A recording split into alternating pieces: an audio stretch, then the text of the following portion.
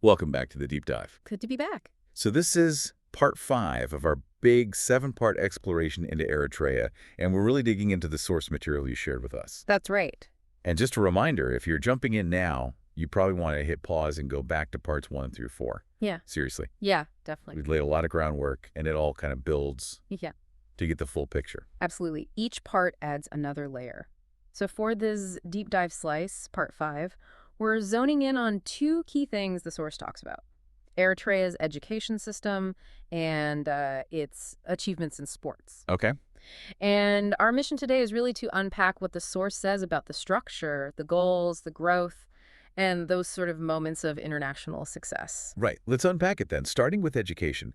The source gives us a bit of a historical walkthrough, which is pretty revealing about how education, well, wasn't really freely available for Eritreans under colonial rule. Mm-hmm. It says modern education popped up during Italian colonization, but it was pretty basic, mostly elementary level.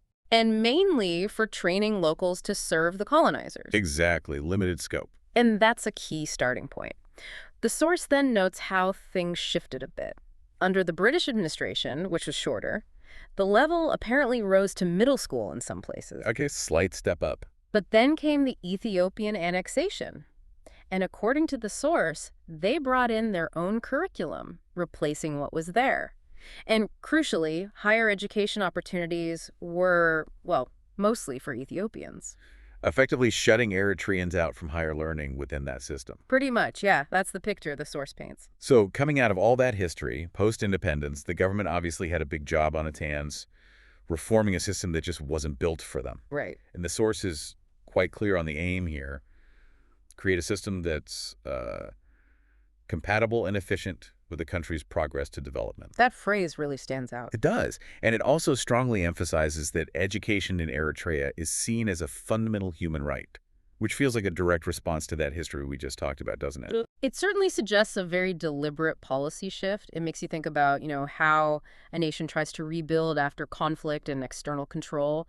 How do you use education to build that future? Yeah. And the source actually lists some specific, pretty ambitious goals for their reforms. They wanted to cut down on wasted manpower, resources, time, effort, basically boost efficiency. Makes sense. They also aim to open up opportunities for all citizens for professional growth, but also personal development, and set up employment-focused paths at all levels. Practical. And finally, to create standards and quality that could compete, locally and globally. Those are some big goals. So how do they structure it? The source walks us through the formal pre-university setup. It does. It lays out 4 stages. You start with preschool, ages 4 to 6. Then elementary, which is grades 1 through 5, Okay. followed by junior school, and then secondary school. And the path is laid out. Yeah, there's a clear process described. Students take a general exam after junior school to get into secondary. Then, after grade 11, there's this interesting step. Everyone goes to one specific place where they kill a secondary school for 12th grade. Okay. All together for the final year. Seems like it. And then college entry depends on a matriculation exam. Think of it as a national entrance test.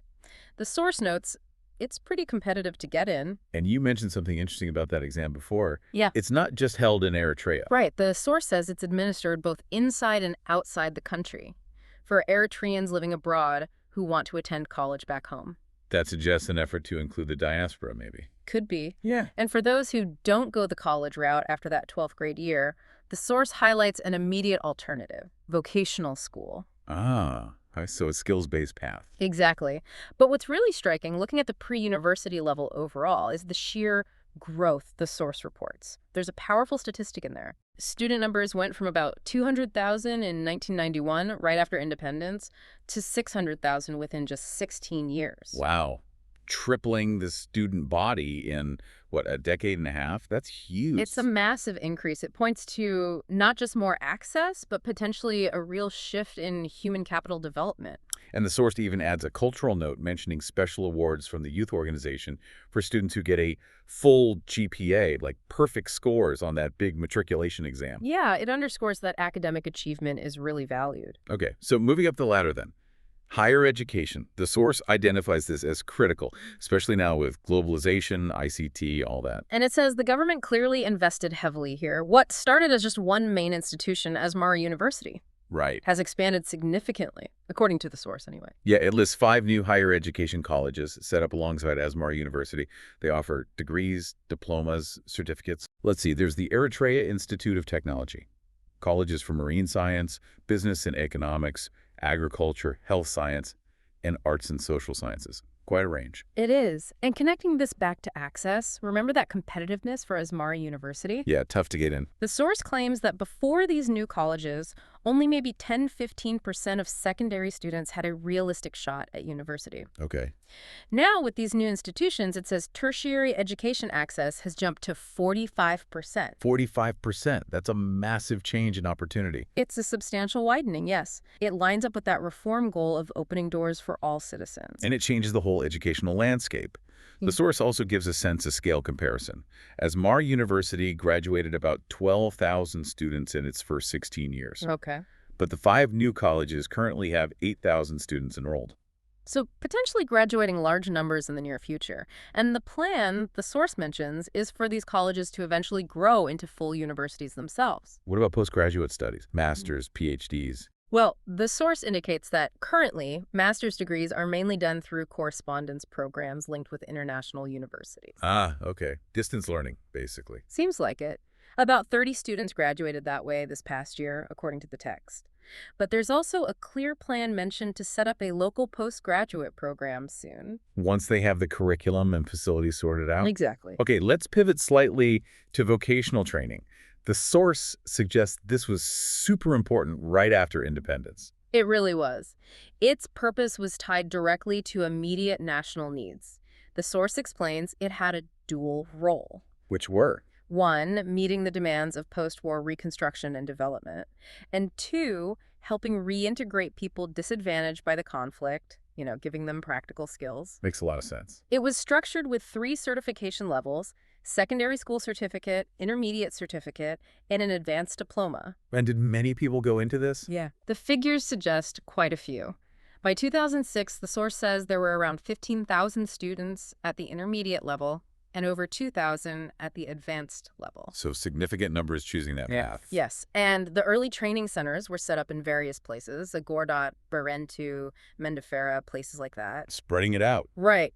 And interestingly, the source highlights they even ran short courses specifically for older farmers, Oh, yeah. focused on improving their lives with modern farming techniques, which shows a pretty broad, practical approach across different groups. That leads nicely into something else. The source details the National Center of Vocational Training, the NCVT, established in January 2007. Yes, this center, as the source describes it, seems specifically geared towards those students who don't go on to the higher education colleges after 12th grade. The alternative pathway. Exactly. It offers intensive one-year training across 4 main departments. And the areas chosen seem very strategic: Like what? agriculture, animal science, soil conservation, plant science, irrigation, commerce accounting, secretarial science, store management. Then core technical skills: plumbing, drafting, masonry, electrical work, carpentry, metal work, furniture building. A lot of hands-on skills there. And also light and heavy machinery. It really looks aligned with those reconstruction and development needs we talked about. Sounds incredibly practical. And is the idea that this leads directly to work? That's explicitly stated. The source says graduates get chances to work with different companies and ministries. Okay. And the plans for the NCVT were ambitious too. The source mentions aiming to eventually host about 10,000 students. 10,000. That's huge. Yeah, that would be about a quarter of the country's total student population, according to the source's projection. And there was even a plan for government ministries to start offering vocational training for their own staff. So really embedding skills development system-wide. Seems to be the idea presented. Okay, that gives us a really detailed look at the education system outlined in the source. The history, the reforms, the structure, higher ed expansion, and this strong focus on vocational training. Let's shift gears now. Right. Let's talk about the other focus area, sports achievements. The source notes Eritrea joined the world sports scene in the mid-90s, but things really took off around 2004 with the Olympics. And this is where one name really stands out in the source: athlete Zerizane Tadesse. The runner. Exactly. His bronze medal in the 10,000 meters at the 2004 Athens Olympics. The source presents this as more than just a medal. It was a moment that really put Eritrea on the global athletics map. A breakthrough moment. And importantly, it says he inspired a lot of young athletes back home. And he didn't stop there, right? Yeah. The source mentions other big wins for him. Absolutely. A gold medal at an international road race in Hungary in October 2006, another gold at the All-African Games in Algiers in July 2007. These individual wins, as presented, cemented Eritrea's status in athletics. But it wasn't just him. No, the source also highlights team successes. The Eritrean athletic team took second place at a big international cross-country race in Japan in April 2006. Okay. And they won first prize at an international mountain race in Turkey in September 2006, bringing home trophies and 8 gold medals. So it suggests a wider pool of talent was emerging. Moving off the track. Football gets a mention. The source says Eritrea gained some fame by beating teams it calls reputed. It lists Egypt, Zambia, Libya. Yeah, beating some established names. And the source indicates this success helped their youth team progress to the African Youth Tournament in Togo in 2007. And that had broader implications. Apparently so. The source directly credits this performance with boosting the country's standing within FIFA and CECAF, the African Confederation. So sports success translating into international recognition. Interesting. And finally, cycling. The source makes a bold claim here, saying Eritrea has one of the best cycling teams in Africa. Strong words. And they seem to back it up, based on the results cited. They won first prize in the East Africa Tournament in Kenya in November 2006. And then at the All-African Games in Algiers, July 2007, their performance was apparently quite remarkable.